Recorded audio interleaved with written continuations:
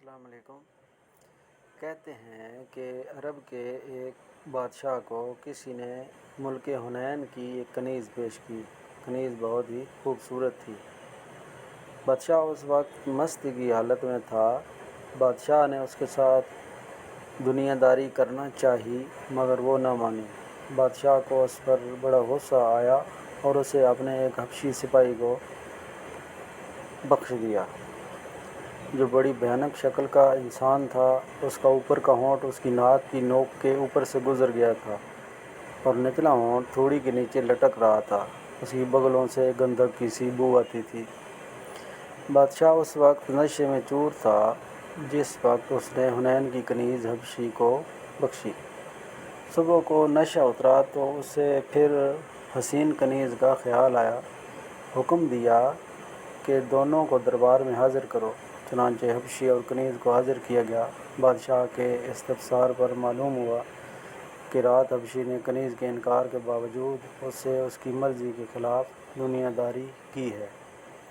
یہ سنتے ہی بادشاہ آگ بگولا ہو گیا اور حکم دیا کہ دونوں کو ایک ساتھ رسیوں میں جکڑ کر کے قلعے کی فصیل پر سے خندق میں گرا دیا جائے۔ بادشاہ کا وزیر بڑا رحم دل تھا۔ اس سے سزا پانے والوں کی حالت پر بڑا رحم آیا۔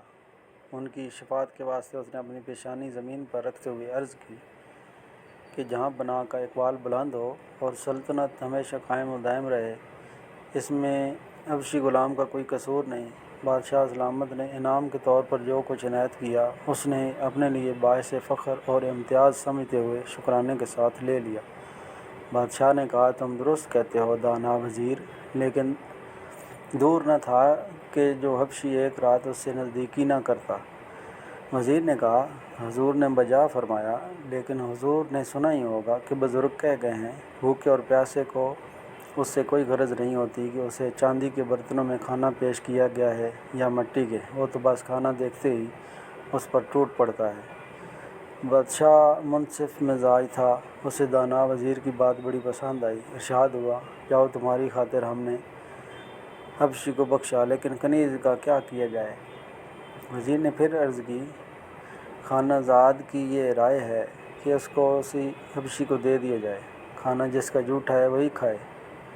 حضرت سعدی رحمۃ اللہ علیہ نے اس حکایت میں یہ تلقین کی ہے کہ آدمی کو سوچ سمجھ کر کوئی فیصلہ کرنا چاہیے، اور جب ایک بار کوئی فیصلہ کر لے تو اسے بدلنے کی قدرت رکھتے ہوئے بھی یکدم بدلنے کا غلط فیصلہ نہ کرے۔